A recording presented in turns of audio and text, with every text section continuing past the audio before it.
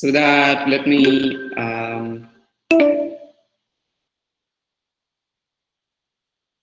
screen recording. Just a minute. Looks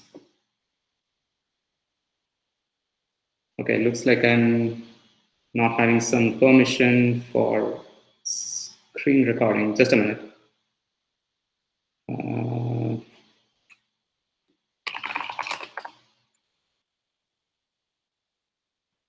Sir, I've given the permissions now. Kindly check now.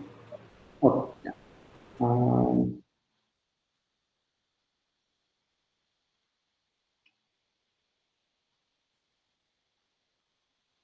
It still says I'm not allowed.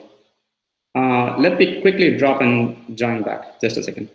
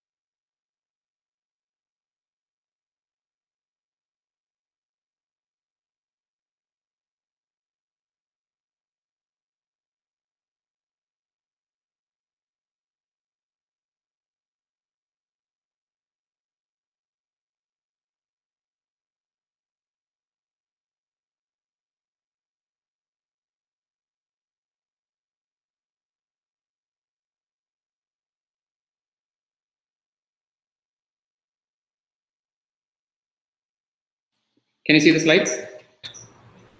Yes, sir. Yeah. All right. Okay, so we have 45 minutes. Okay, let's see where we can get to. So, Mritula reached out to me and she suggested that I can give a 1-hour talk. So I was thinking, what would be a good topic to talk about? Just by virtue that I'm older and have graduated a while back, I thought I can talk about career, how to apply for masters and whatnot. Then I felt, okay, probably talking about machine learning and how it works in actual research institutions and companies like large companies like Google. That would be a good knowledge to share with our undergraduate students there. So before we start, just a quick show of hands. Maybe you can raise your hands. Click the raise hand. Just not. If you're a final year student, I'm just trying to get a sense. So how many final year students are? Okay. And how about third year students?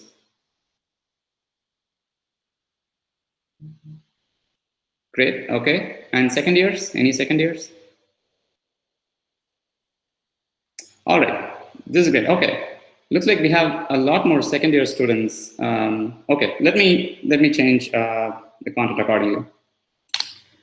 So today, the main goal of my talk is to help you get a sense of how research is done in top institutions in the world, and how once we get a very good model, once we get a good outcome from the research, how do we actually deploy it in production and actually make it useful to people, right? So we're going to talk about why we're talking about machine learning at this point. We're going to talk about how the research is done, like the mindset which is needed, and how we go through the iterations while doing research in machine learning, and challenges in productionizing, the model which comes out of the research. So let's get started with the first section. So the reason we talk about machine learning now is because I think it has proven, I think in the last few years, it has clearly proven to be a stable technology. Machine learning is mostly about, firstly, how many of you have heard this term before, machine learning?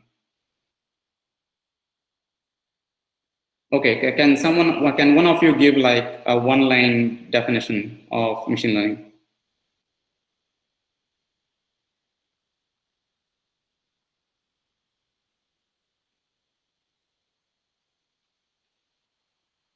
Yeah, anyone? From a given data set or a large amount of data, we try to map a function so that we can predict the future behavior according Yeah, to very this. good. Yeah, that's a great answer, Ayush. So machine learning would be a subfield under artificial intelligence, which I believe most of you would have taken at this point. So you can think of artificial intelligence as the state we want to reach, right? And there are many ways to reach it. And machine learning is a way to build that artificial intelligence. So as Ayush mentioned, machine learning is all about looking at the data, helping the machine learn patterns, which in turn can be used for predicting on future data. So in short, machine learning can be thought of as a way to better understand data which we already had before, right? And so we can think of, textual data, right, can be thought of as one modality. And because of better understanding of textual data, we are able to, provide better search engines, very good recommendation engines, which we use every day. And when it comes to businesses, they're able to provide faster customer support, benefiting both the users of the product and the businesses themselves. And similarly, visual data like images and videos, that has helped fields like autonomous transportation. Looking at the picture, you can see how cool it would be if you simply didn't have a steering wheel and you just faced the passengers and had a chat while you're going from SSN College to, say, IIT Chennai in Guindy. That would be amazing. So machine learning is both improving our existing applications, and it is also unlocking new applications. And while we are also talking about the applications, there are also a lot of challenges in doing machine learning correctly, which we'll talk about a little later. So to give a more recent example of where machine learning made the headlines, it is in medicine discovery. To address the elephant in the room, the reason we are all in a VC, in a video call, is because of COVID-19. So recently, or actually not recently, it was in February 2020, a company called Benevolent AI, they came up with a proposal of COVID treatment, and this treatment is called baricitinib. And the way they came up with baricitinib as a potential solution is, so let me do a quick overview of how medicine discovery field works. Right, so there will be a scientist who understands the effect of a chemical on one of our processes in the body, right? It could be like protein synthesis or some enzyme behavior. And once they understand the cause and effect, like the dosage of the chemical and what it does to your body, they'll publish a paper. And you'll be amazed, such papers come out one in every 5 seconds. And imagine how many papers someone will have to read to create this graph of interactions possible in the human body for each of the chemicals which can be sent in. Now, this is where machine learning comes into picture. So all machine learning has to do, this algorithm has to do, is basically read a lot of papers and build this graph for us. So that, from baricitinib, we can make a connection that, okay, it's going to make a change to AAK, endocytis, and eventually through the ACE2 receptor, it's connected to COVID-19. And it also helps, so that way, this is by itself not an evidence that it's useful as a treatment, but this reduces a lot of time in figuring out what is a good candidate to take to clinical trials. And I think as of June 2021, almost 230 startups are in the space using artificial intelligence for medicine discovery. So it has truly unlocked the speed when it comes to medicine discovery.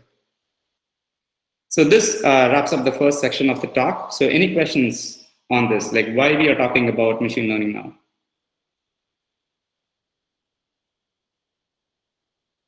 So once again, a quick show of hands. How many of you have taken an artificial intelligence course already?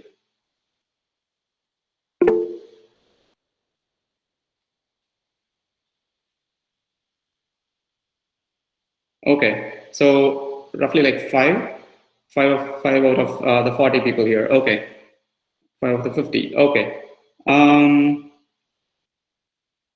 Is there anyone who has not heard about artificial intelligence or machine learning before? So all of you have heard it in one form or the other, I assume. Okay. Once again, feel free to stop me at any time. So let's keep moving on. So before we get into the details of how research iterations work, let's get an understanding of where machine learning fits in the picture of traditional software, right? So let's say I'm asking you to write a function which takes in two inputs. Let me open up the laser pointer. Okay.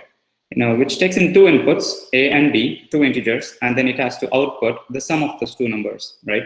And if I'm asking you to write a function, we'll probably take a high-level language like C++, Java, Python, our favorite programming language, and implement the simple function.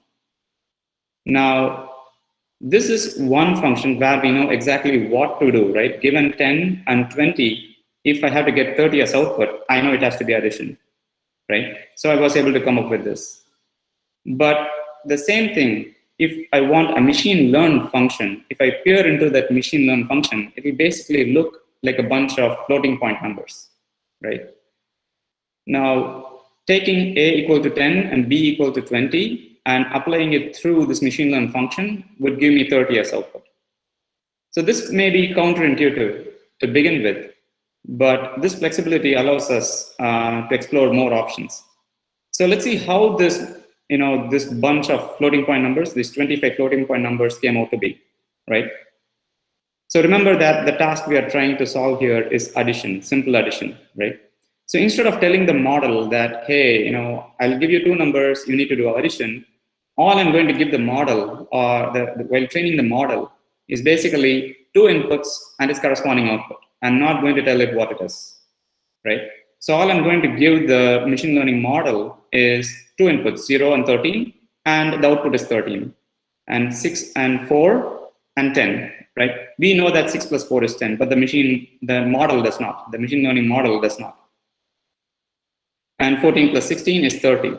Now, given like thousands of examples of this form, and you plug that into a loop called machine learning model training. It's called the training loop. The model is going to become increasingly better in predicting the third value given the first two values. It does not understand its addition, right? Even after the training is done, it won't know it is addition. But it will become really good at predicting the output given the inputs. And for performing that, what we give the model is, hey, you can use these many parameters to approximate that function, right? So in this case, what I've given is, I've given it 25 parameters. You can use 25 floating point numbers, and you can do whatever you want with it. But given these two inputs, you should give me this output, which I know is addition. Yeah, any questions so far? No, sir. Yes, Ayush. You got a question? No, sir. No, sir. Yeah. Yep. Anyone else? Any questions so far? Sir, what is the use of the set of floating point numbers? Good question. So the set of floating point numbers is the function definition, right? It's the function definition which the machine learning model has learned. And this is effectively, this. Like instead of us telling it is addition, the bunch of floating point numbers, when combined with the inputs, right? You could take the first number, multiply with all these numbers. You can take the second number, multiply with all these numbers, and then you add them together. It will give you 13, right? And the model, when during training, it is going to update the floating point numbers in such a way that it reaches that state. Given two inputs, it's going to return the addition. Yes, sir. Yes, thank you. Yeah. So note that we do not influence any of these numbers. All we tell is you can use these many floating point numbers, but all I want you to do is predict the output given two inputs. Yeah, any questions? Very good question though, yeah.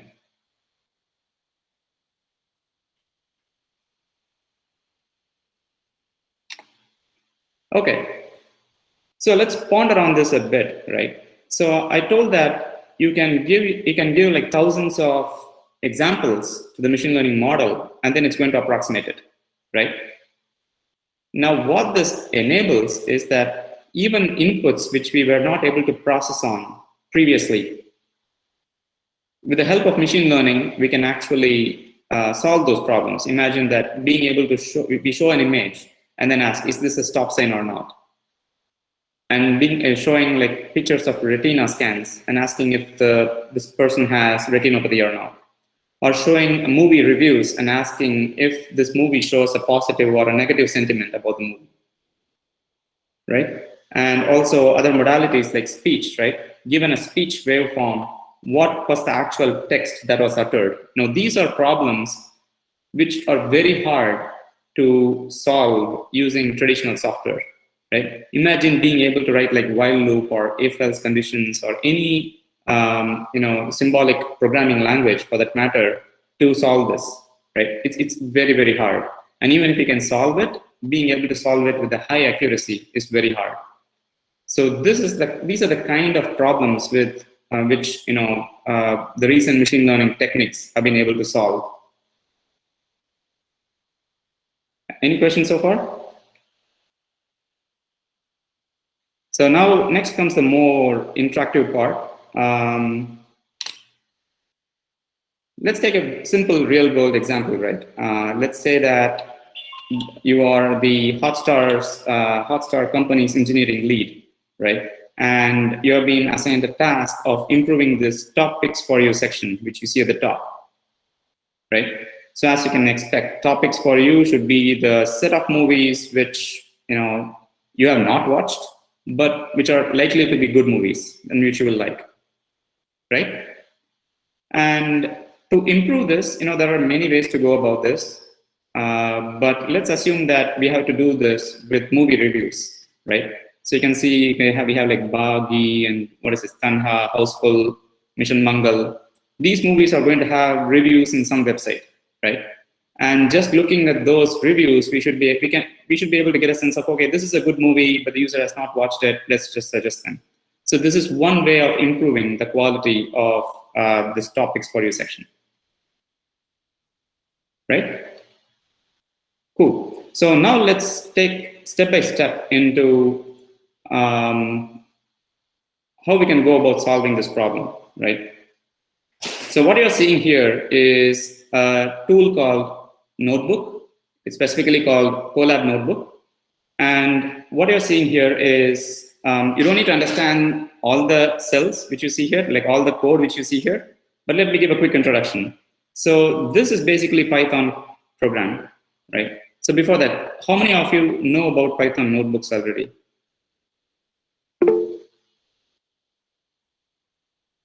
Okay, this is great. Wait, is this part of like the college syllabus, or do you pick it up on the side?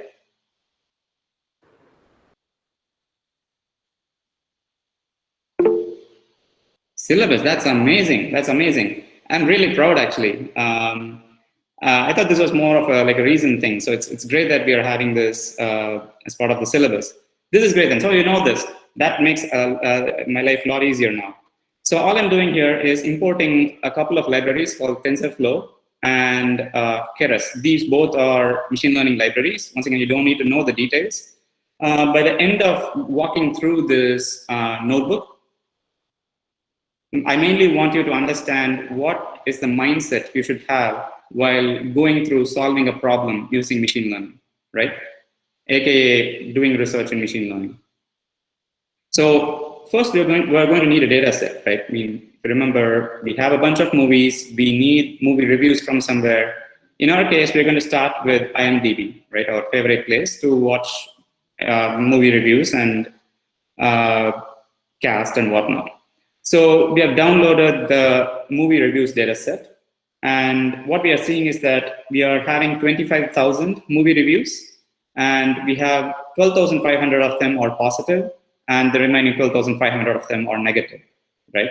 So remember the addition example we had. We had like thousands of addition examples, and the model was able to pick up that addition operation. And similarly, what we aim to do here is we have 12,500 positives, 12,500 negatives. We're going to plug them both into the training, the machine learning model training, and we want the model to learn. Like given a review, a text review, it should be able to tell it's a positive or a negative review. Yeah? So these are basically loading the data in a form that I can send it into TensorFlow and Keras code. let's take a look at some of the examples, right? So can you see the Colab? Okay, are you able to read it? Yes. Yes. Yeah. Okay. Okay. Let me slightly increase the size of it. Okay. I see that I have. Okay. I think this should be good. Okay.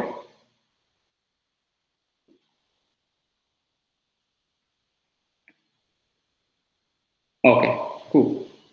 So let's take a look at a few examples. So the first one is I went to see Fever Pitch with my mom, and I can say that we both loved it. Now, reading this review, does it look like a positive or a negative review? Sorry, this one, the first one.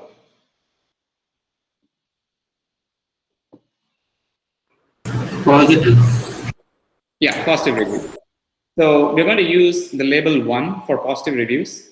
And so you can see that, in this case, the review says the movie is interesting. And the last one, it says it's a terrible movie, so it's a negative review. So similarly, remember that we have half the data set is going to be positive, half the data set is negative. Now, what we are doing here is, you can ignore this. Okay. Now, so follow along carefully. I'm going to ask you an interview question so that you can get prepared for your interviews, which might be coming along pretty soon, your job interviews. So that before we jump in, remember that we are going to iterate while training machine learning models, right? And for iterating, like for trying different ideas, we need a way to measure how good our model is. So that's where the concept that these metrics come in. Now, to give you a quick intuition, let's say we have 4 reviews, right? So the first is, this is a great movie, must watch, and I would watch this movie again. The story and artist performance could have been way better and waste of money, right?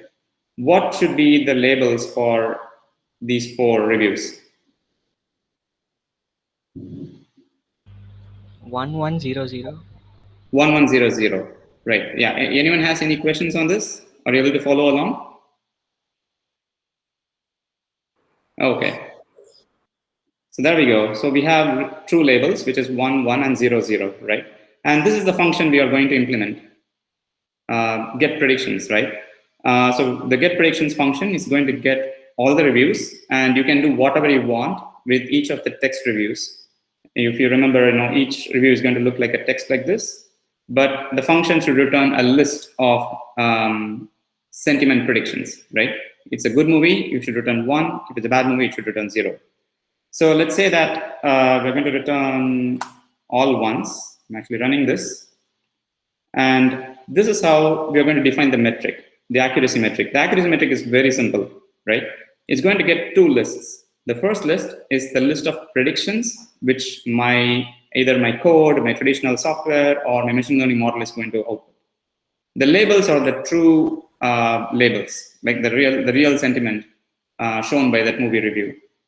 Given these 2, you can see that the logic is very simple. I have created a variable called match count, and for every prediction and label, if the prediction matches the label, simply increment match count, right? So we have 4 examples here. It's going to iterate through 4 predictions, and finally it's going to divide it by the total count. So if you got 4 out of 4 right, you're going to get 1.0, which is the maximum accuracy, right? So I'm going to execute this. Okay. Now, what is the expected accuracy for this prediction?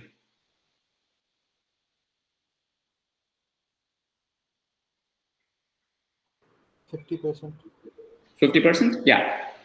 So if you would run this, and so we run this, yeah, we see 50%. And what about, say I change this to 0? What about this? 0.75. 0.75, yeah. Yeah, so you get the idea, right? The more reviews you're able to get right, your accuracy is going to be high. So remember that we have a data set of like 25,000 examples. So in this case, it's going to iterate through 25,000 predictions and see how many of them you got right. The higher the number, the better our model is. Okay, so next comes, so it should be a 0.75, right? Here is the interview question. Write a prediction function, right? Any language you like, right? Write a prediction function which takes in a review and it should return 0 or 1, 0 being a negative review and 1 being a positive review. And the goal here is to get the maximum accuracy. So let's start, right? Let's come up with a simple solution for this. Don't forget machine learning. If I'm giving you this problem now, how would you solve it? Have a list of positive and negative words. Mm-hmm. We can iterate through the review and check for the positive Okay, words. great. Yeah. As a starter solution, I think this would be. Yeah, this is a great solution. Yeah, Yeah. that's a great solution, Ayush. Yeah. Any other solutions? Or any other improvements you can make on Ayush? Both are open. Like, can we consider the ratings like IMDb if it's 7 or like the lower ones can be considered as a -1 plus what they write as well? That's a good idea. So instead of just using Like, the reviews, what they're writing, because we can like many people might not want to write, and it's much easier to just click the stars and go. So we can even consider those.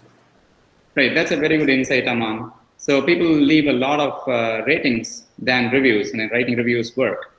So why don't we add an extra feature instead of just looking at the reviews? Let's also plug in this IMDb rating into. And if the same person has given number of stars and written as well, maybe we can consider their answer or their review to have a higher value. Mm-hmm. Yeah, that's a great idea. Mm-hmm. Yeah, any other ideas?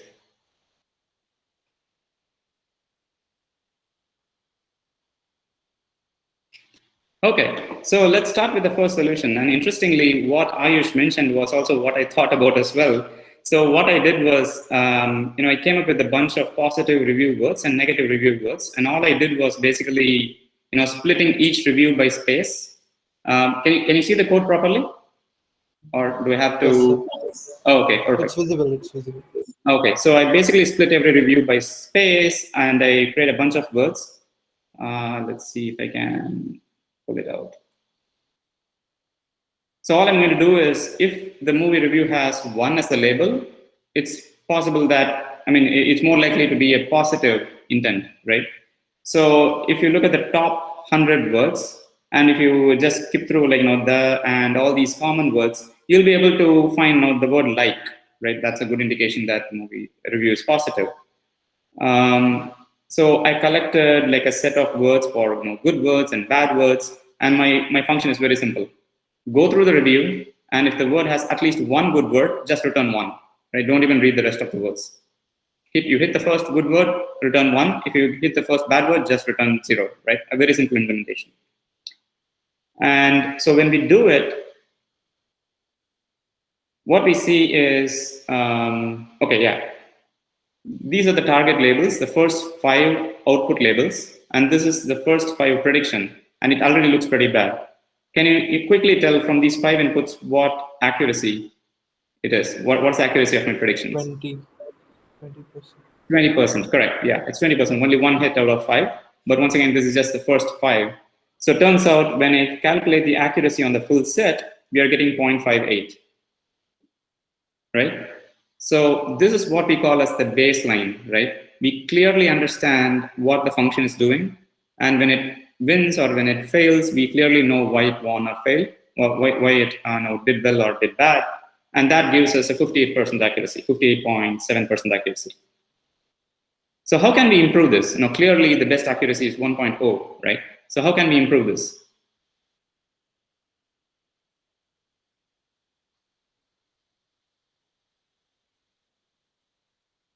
So one clear idea is that just look for more and more words, right?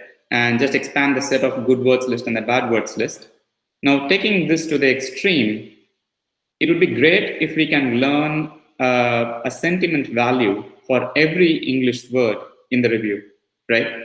For things like the word "the" is, all these common words are going to have like 0-ish contribution towards the sentiment, but words like good, great are going to have positive, and terrible, bad, these are going to have negative. Now, instead of us attributing, like finding these contributions, we are going to use machine learning techniques to actually learn it. Let's see how. So we can skip this for the interest of time. Now, this is how any review looks like. And think about how you yourself would give a rating here, right? You would start looking at, okay, great movie. You would already mentally start giving it a higher sentiment score. And then especially the music, the James, volumes, and finally you'll finish it as, okay, this is a positive review, right? So you have like a streaming thing happening in your mind while you're reading it. So it's good to have like a sentiment attributed to every word and then just keep adding it up. So that's what we're going to do now. So what we're telling the model is, previously we chose like a set of some 10 words. What we're telling is choose the top 10,000 words, right? And so it's going to learn 10,000 sized list. And if you look at the top 10 words, it's obviously it's going to have like the and all these common words. And then when you take a review like this is without a doubt, the most hilarious movie, and convert it into this vector format, right? The format which machine can understand, it's going to look like a list of numbers. And what this means is this review has 2 counts of the word the, and it has 0 counts of the word and. That's what this essentially means. Now we are going to plug this into a model called logistic regression. Once again, you don't need to know the details of it, but we plug this into the model. You are telling that, hey, these are these many examples of positive and negative reviews. And we're going to do this process called training. And once the training is done, you can see that this is the final accuracy we get. The final accuracy is 76%. And this is a huge jump, right? This is a huge jump from like 58.7%, which we got with a simple heuristic-based model. And I also mentioned that it's going to find a sentiment attributed to every word, right? And some of the simple checks which we can do is, hey, the word good, the word great, these things should have positive sentiment for sure. So let's take a look at them. When I peered into this model, as I said, a couple of slides before, a model is purely just a bunch of floating point numbers. So once the model has been trained, when I look into it, it's just a bunch of floating point numbers. It's these numbers are almost close to 0. This is 10 raised to 10 raised to minus 3. Now all I'm doing here is find the weight which the model has learned for the word terrible, right?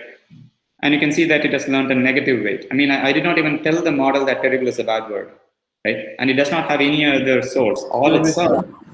Yes, Lincoln. Sorry to interrupt. I don't quite get what the logistic regression model did. What did it key in and what did it give? Can you repeat that again? Sorry, can you repeat the question, Nathan? The logistic regression model, what was the input for that? The entire para, it's just reading the first 10,000 words? Yes, so it is reading like a set of 25,000 reviews, which is what we call as a training data set here, train_ds. And what it does, yeah. So what it does is it basically takes every review and then converts it into this text format, the array format, which we saw before, right? Where is that here? It converts every review into a vector of numbers. And this vector is of size 10,000 because that's what we wanted the model to learn. And once we fit this into, for example, I'm using logistic regression. We can pretty much use any classification technique for this. Once we send this in, it's going to go through, I think there is a progress. You can see that it has made like some 625, what we call as steps. It has basically gone through all the 25,000 examples and it has updated its internal weights. It starts from like a random set of weights, random set of floating point numbers. And then as it goes through every example, if it makes a correct choice, it will actually increase its weight on, appropriately. Or if it is making a wrong decision, like a positive movie review, it actually predicted to be negative, then it's going to change its weights accordingly. So you can sort of expect that it is updating its weights like 25,000 times. And finally, it has like settled onto this, right? And once it has settled, when we use this model to predict movie review satisfaction, like movie review sentiment, we are able to get like 76% accuracy. Oh, As we okay. saw. Thank you. I got it. Yeah. Okay. So once again, so let me quickly go through the different steps. So we started with the baseline model, and then we introduced machine learning. And what we call this is usually called as bag of words model. It's also like a baseline model, very clearly interpretable, and very easy to train, very fast to use it in production. So once again, we'll do the same kind of thinking again, like how to improve this model further. 76.5 is still not 1.0. There is a good gap of 0.235. How do we cover that, right? So we're going to quickly go through the next steps, right? So TF-IDF is a technique which will basically downweight very common words like, is, was, the. These things are not important at all.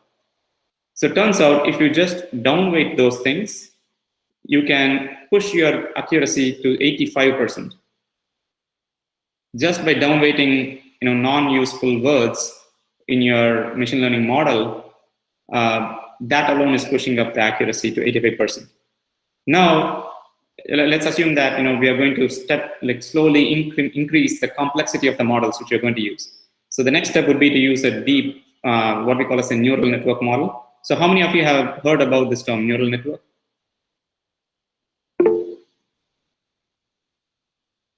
Okay, that's a good number. And I also see a correlation with final year hands with this. Okay, so neural network is basically a bigger logistic regression model. You can think of it as an approximation. It's different though. So with that, what we are seeing is we are pushing it up to 86%, right? A little bit of improvement. And then we move to something called convolutional neural nets. So when we are using that model, we are able to push it up to 86.9, right? And then there is a new thing called, what was, for a long time, recurrent neural networks were performing the best for any kind of natural language processing tasks, like what we are doing here, sentiment classification. And that gives us 74. So it's a little bit low. And finally, the transformer models are arguably, the best models around for any natural language processing tasks. Now, with that, we're able to get, I think it was like some 84%, right? So finally, by the end of all your model iterations, let's plot the accuracy we got with different models. We started with a simple heuristics model, like just using if-else conditions. We were able to get like 0.57, and then we used bag of words, which hugely boosted it, and then TF-IDF. So looking at this, what is giving us the best performing model? Which technique is giving us the best performing model? Convolutional neural network. Yeah, convolutional neural nets. That's right. So it's like slightly ahead of deep neural nets. So as the lead of Hotstar engineering team, you look at these numbers and then you'll have to make a call, right? So convolutional neural nets, okay, I have to make a disclaimer that I'm pretty sure transformer would have won, but there are other things which need to go in. Like there are tricks like pre-training and other things. If when done correctly, transformers would have done far better. But just for our educational purposes, let's assume that convolutional neural networks are giving the best. And then, as an engineering lead, I also need to make sure that this can be deployed easily and maintained easily. So, without going into details, if I have to make a choice here, I would actually go with the TF-IDF bag of words model, mainly for two good properties, which it shows. Firstly, it is fast. And secondly, it's interpretable. Like when something is wrong, I will know why it went wrong. And interpretability is what we call it. And that is something which neural networks, there's a lot of research happening right now to make those models interpretable. So hopefully this gave you a flavor of how machine learning research looks like. So to recap, we started by collecting movie reviews, and then we defined the problem as, okay, we're going to get a review, and then we're going to output a 0 or a 1. And we started with a simple heuristics-based model, like we came with that together. And we improved the model quality by using machine learning and more improved techniques of machine learning on top of it. So this is how, like, given a problem, the research to find the correct machine learning model looks like.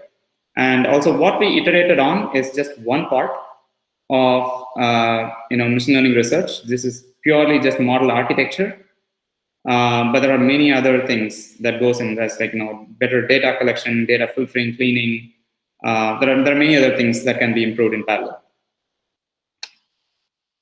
So I also had a third section, but I think we're running into the last 5 minutes.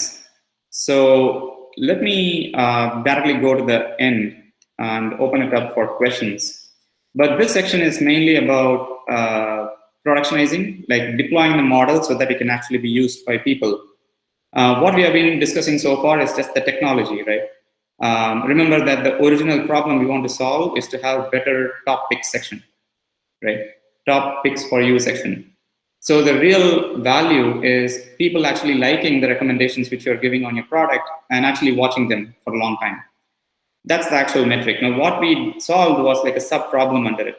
So what we have is the technology. It has to be integrated into the product, and the product should show the value which it was intended to show when we integrate it.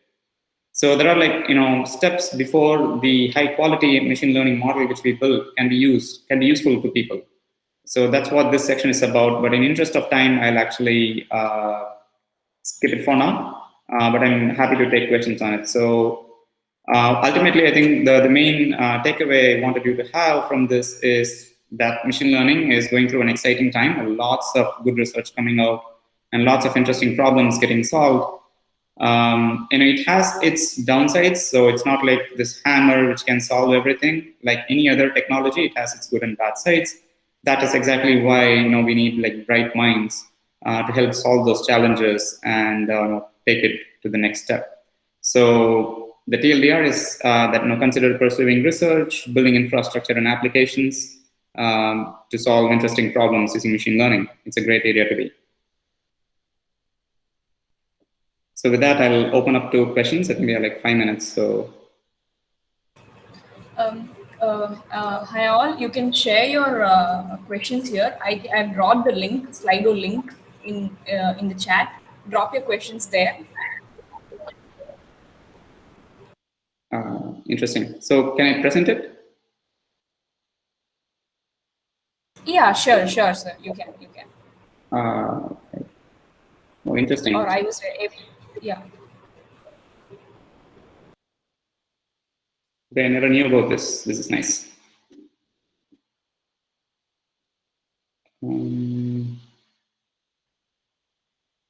Okay, Aman, I see your question. Okay, I see your question here too. Great. I'm a first-year student. I would like to know how to get started. Where do you suggest learning machine learning from? So to get started, so the first thing to remember when it comes to learning, so I actually learned machine learning, just by my own.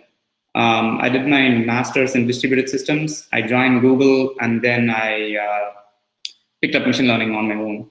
So the one thing to be aware is that machine learning is being worked on by people from very different backgrounds, like biologists, physicists.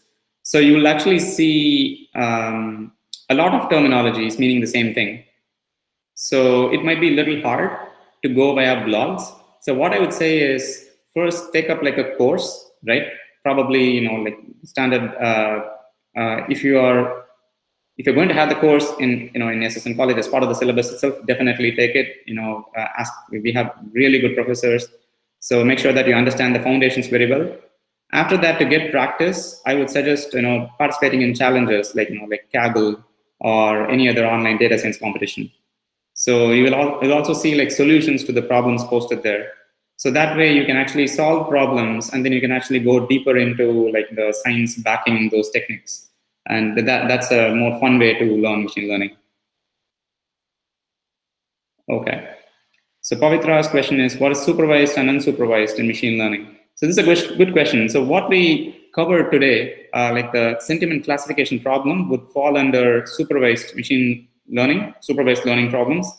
But largely, we can classify the different learning techniques into supervised, unsupervised, and reinforcement learning problems. Supervised is when I give you an input and there is one correct output for that, right?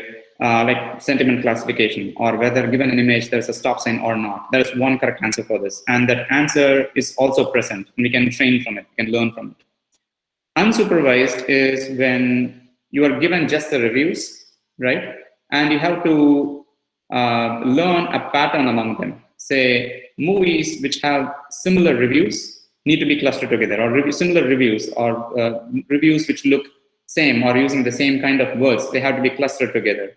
They don't have any labels, but still we have to learn a pattern just from the data. So that's what we would call unsupervised learning problem. So how to start off with ML, we've talked about it, best learning path instead of courses. So as I said, I think I personally started off with Andrew Ng's course on Coursera because it was a while after I left college.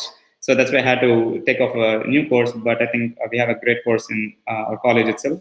So that plus maybe Andrew Ng's course on Coursera.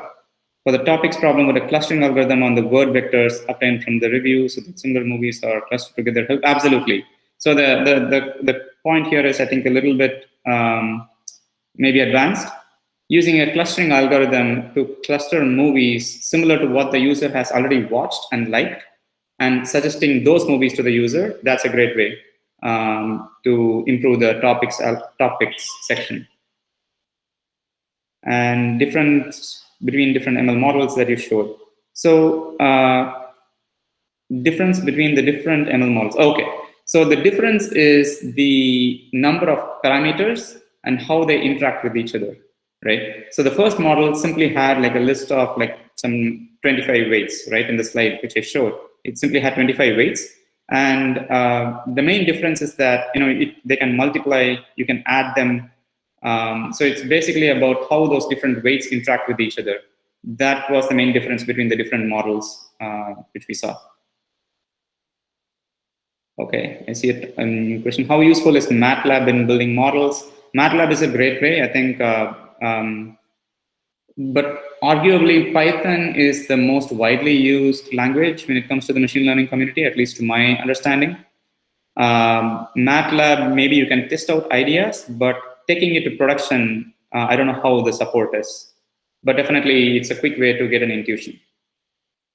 So with that, I think we are 1 minute above time. I can stick around. I'm fine sticking around. But I do not know how, if you have a class after this. I think we can extend. Yes, okay, great. Okay, perfect. Yeah, I'm sorry that we started a few minutes late. So, okay. How was the process of switching from SWE to research at Google, and how long did it take to get acclimatized? Very good question. So as I said, I joined as like a distributed systems software engineer. So SWE here means software engineer. And moving to research, it took me like a year to pick up machine learning. And then I joined a team which purely does machine learning within Google. And after that, it took me like another year to understand what it means to create value using machine learning, right? One of the main differences is that in traditional software, you will know the kind of value you are going to create even before you implement it. But with machine learning, you have to iterate on different ideas, and the final solution is more probabilistic. So getting an intuition of, the mindset is a little different in how to work with machine learning and how to create value with machine learning compared to like traditional software. So, and how it fits into traditional software, these things sort of took like another year for me. Good question though. Anything else? Yeah, please ask any questions. I might have missed something here, but these are very good questions. These are great questions.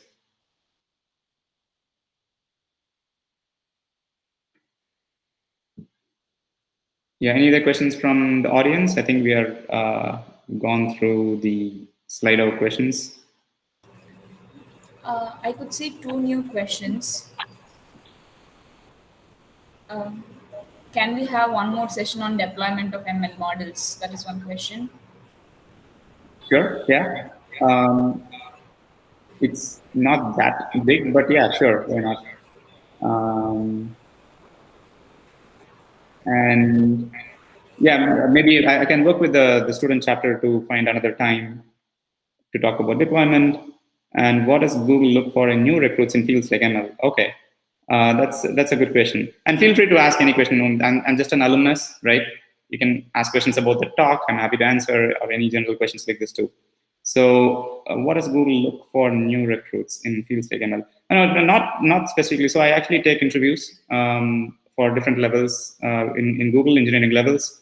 So I can't speak for the company. What I can say is definitely the fundamentals are very important, right? You should know your data structures, and you should know your algorithms, and being able to map from the problem to the data structure and algorithm, which will give you the best time complexity, space complexity, an understanding of this is very important. And you will also need to show good skills in definitely good communication skills. I think this is one underrated thing which I've seen in interviews.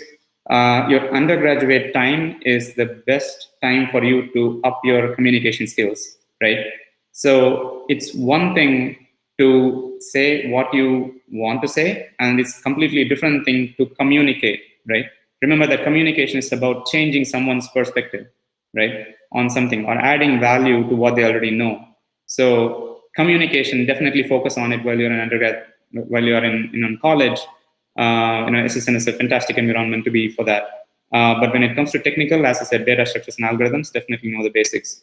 And practice. There are a lot of online platforms now which helps you practice this. So definitely keep practicing.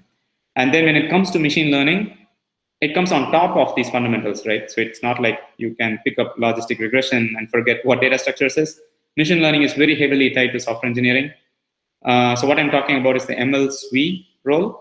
But otherwise, if you're coming into pure ML research, that will be more like a PhD and having a very strong mathematical background and focusing on like machine learning techniques, like the core ideas behind that. Hopefully that answered, but if not, feel free to ask more. Do you think ML is going to stick around for 4? Yeah, absolutely. So do you think ML is going to stick around for 4 to 5 years from now? I completely think it's going to be.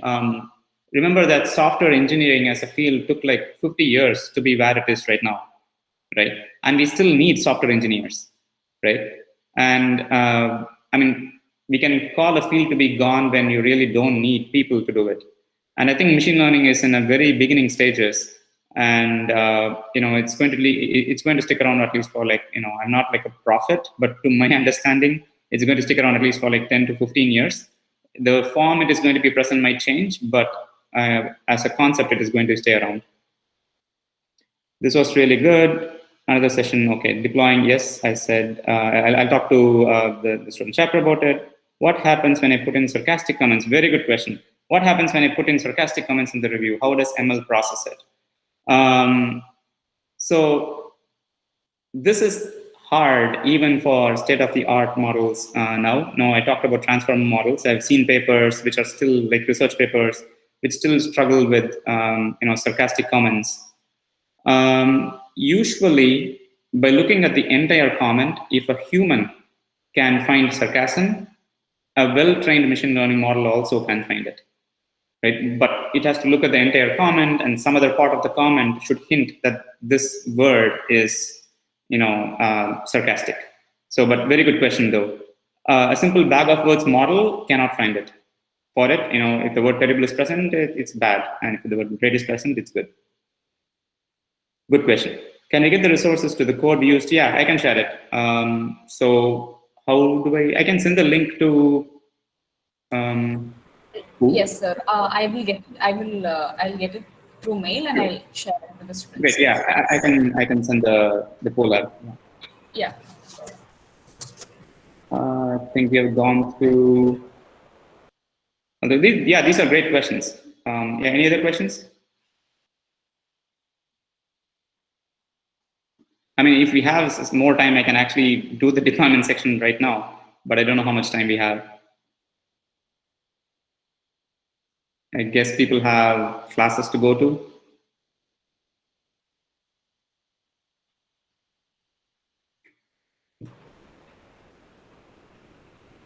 How much time would you need to complete the deployment session, sir?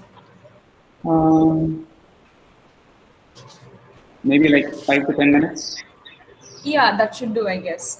Please show of hands if you're okay to continue. Students, please show of hands to continue.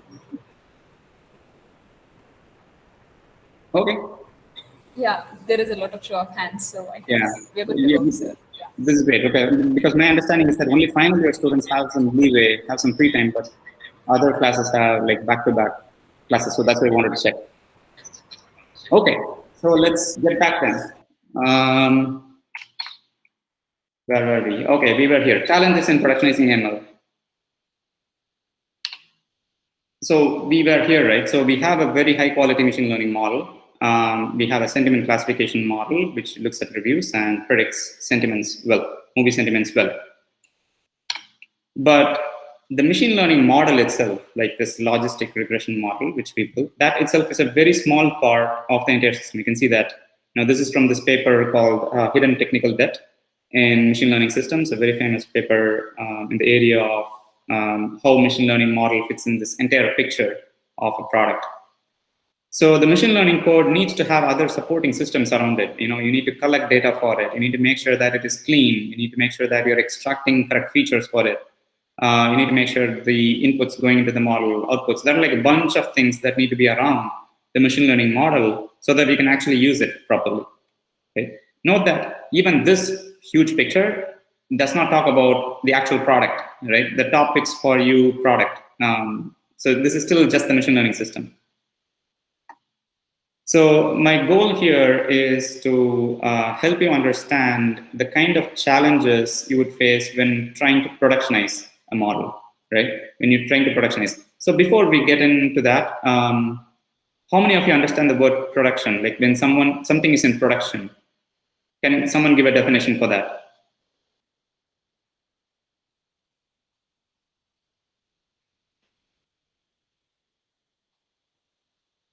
Sir, when we are done with the code and when we have to integrate it to the product and deploy it, is that what production means? Yeah, that's right. So all we have done now is we opened a Colab, we created the best model we can, but the next big step is to actually make it useful to users, actually make it public and help users use it. So that process from taking this software or model from your laptop all the way to like a server, that's what we mean by productionizing, right? Now, when we are moving to production or any production level models, there are three stages to it, right? First is you have to collect data. Second is you have to train the model, and third is you have to actually deploy it, right? I'll quickly go through the challenges in each of these. So first is, remember that for training the machine learning model, we just downloaded an IMDb dataset, right? And the IMDb dataset was surprisingly very clean. Like, every review was well-formed. It was all in English. And the labels, we had labels for all of them. It was very clean.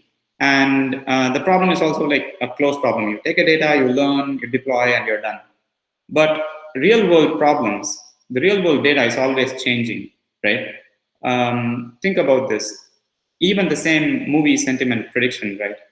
You can't learn from a data set which was from like 1980s and try to use it now, right? Say, I think there was a comment about using clustering techniques, right? You can't use like an old data set to do clustering and then try to apply it for today. And the same thing applies. Like you can't train you can train a model on data from today, like last like 50 days, and then expect it to work really well, like even 10 or 15 days from now, because new movies get released and people's perception of what is a good movie changes. So the data is always changing. And secondly, the data will be imbalanced, mostly imbalanced. So in this case, we saw like 12,500 positive reviews, 12,500 negative reviews, but that is like never the case, right?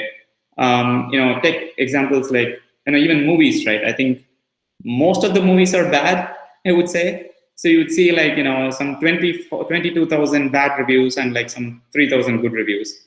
How would you handle those cases? So in those cases, the model will automatically bias towards giving a negative review because it's most likely going to be right if it just predicts a negative review. So how do you work around those issues? So the data is going to be noisy, the data is going to be unlabeled. So how will you actually label it? How will you actually sit and label all those examples to help your model learn from it? So these are the challenges when it comes to data. And second step is, let's assume that we have this very good, best practice data set. The next step is, essentially what we followed. We started with a simple baseline model, which we understood. We wrote it. And then we iterated carefully. Like at every step, we knew what was the problem with the best model so far and what should improve, right? It could be in how the data was collected. It could be in, what we did, like just the model architecture part of it. It could be on one of these things, but looking at the wins and the losses coming from the model, like sitting and starting at those outputs from the model, we will be able to get a sense of what should improve next. So iterating carefully on the different aspects of it. Let's skip overfitting for now, but we'll do this until we know there is not much upside, right? What I mean by this is, if you remember the different iterations we went through, the first few iterations were really good, right? We went from 50, like, I don't know, 57% to like 65-ish%, and up to like 70, like 75% or something, and then up to like 85%. But then we sort of plateaued in here, right? Now, this could mean that there is something else that needs to improve to see the same sort of gains which we were seeing before. Like, it could be like data cleaning, or it could be simply just using more compute, more CPUs to train longer. It could be one of these many different things. So, but once we reach this plateau, we'll know that, okay, let's now stop doing this iteration. Let's pick one of these and let's go to the next step, which is production.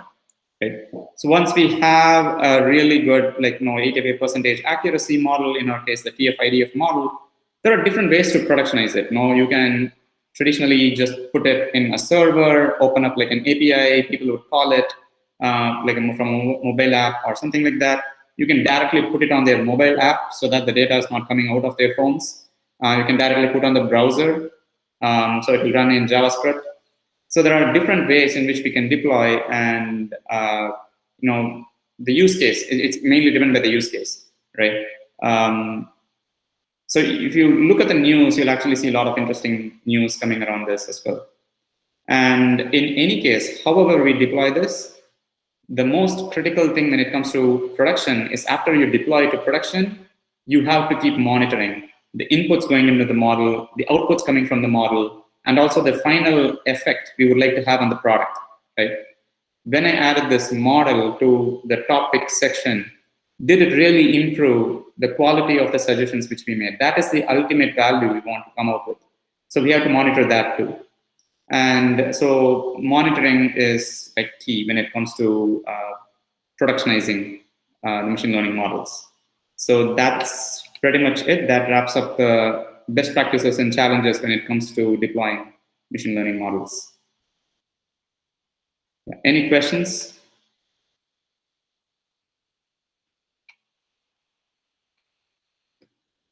Are there new questions on Slido?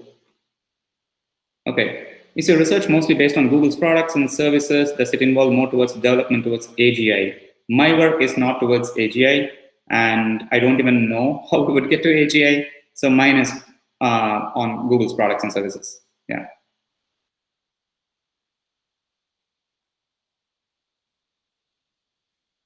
So, and also there's like, machine learning is a new field, so there's a lot of hype going around.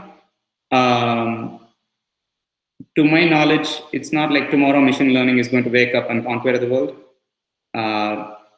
Yeah, that's my take. So we are still figuring out a lot of pieces. Yeah.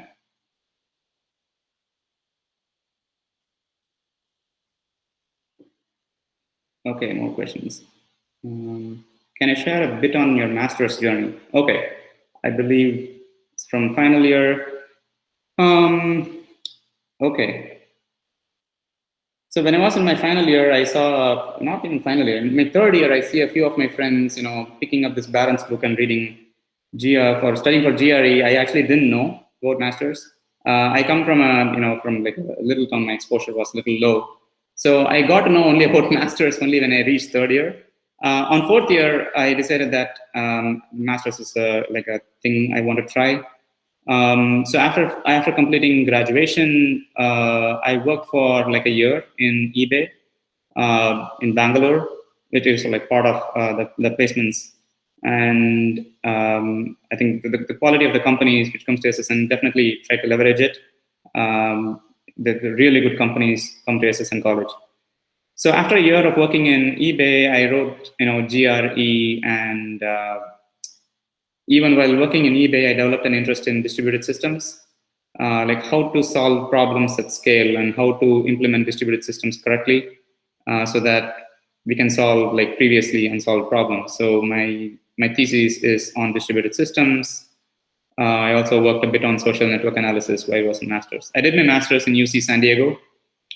So it's like a quarter-based system. So it's like, every 3 months, you'll have like some 3 or 4 subjects you would take, and then you have like 10 classes, and you have a final exam. And yeah, it all accumulates in the GPA. Yeah. I don't know if you wanted like something specific out of the master's journey, but that's how my journey was.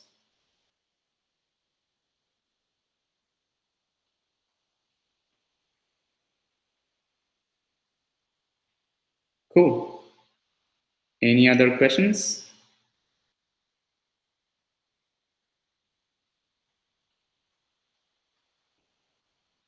Cool. I think, I think you are a wonderful audience. I had really good questions come out of the audience. And yeah, please reach out to me if you have any more questions. I will share the slides and the notebook with the organizers. Yeah. Yes. Thank you so much, sir, for enlightening our students about the fantastic ML models and deployment. I hope the students really enjoyed your presentation. We appreciate you making time in your busy schedule to speak to our students. Thank you, sir. I would like to extend my thanks to our faculty coordinators, Dr. Chitra Babu ma'am and Dr. K. Madheshwari ma'am. Actually, they were on this call, but they dropped off early. And a special mention to Mritula KL, our Joint Secretary of ACM-W Student Chapter, and hope to see you all again in our next event. You were a great audience. Thank you. Thank you so much. Is there anything you would like to ask? Anybody would like to ask? Okay, thank you. There is a thanks from Pavitra. Yes. Thank you, sir. Thank you. Yeah, sure. Yeah.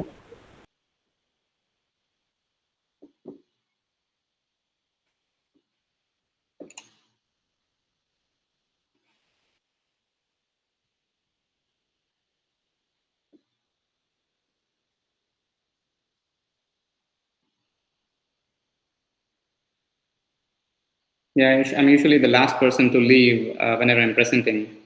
But I think we can stop the recording, or Yes, sir. Yes. Yeah. And yeah, once again, I'll be the last person to leave. So if you have any questions,